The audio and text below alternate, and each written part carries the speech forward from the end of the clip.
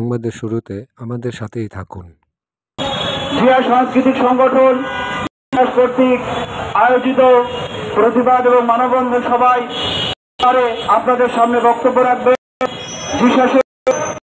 সভানেত্রী, বিশিষ্ট চলচ্চিত্র অভিনেত্রী, আপনাদের সবার পরিচিত মুখ,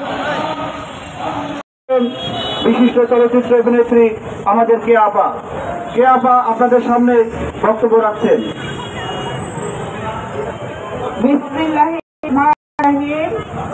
আমি আজকে এখানে বক্তব্য কি রাখবেন, আমরা মানববন্ধন করছি।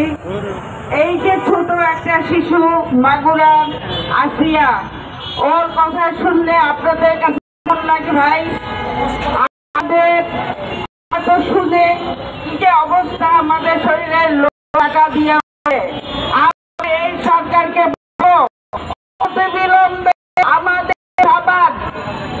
সবার সামনে ওকে ক্রস ফায়ার দেওয়ার জন্য, এরপর আর কোনো মেয়ের, বাংলাদেশের কোনো মা, কোনো বোনের এইভাবে ধর্ষণ না হয়।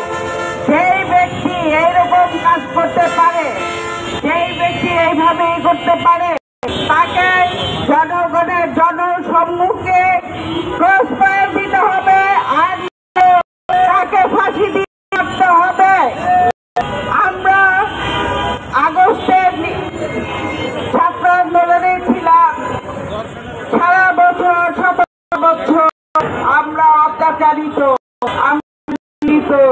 আমরা আমাদের উপর এইভাবেই হবে। সরকার কি করতেছে? আমার প্রশ্ন,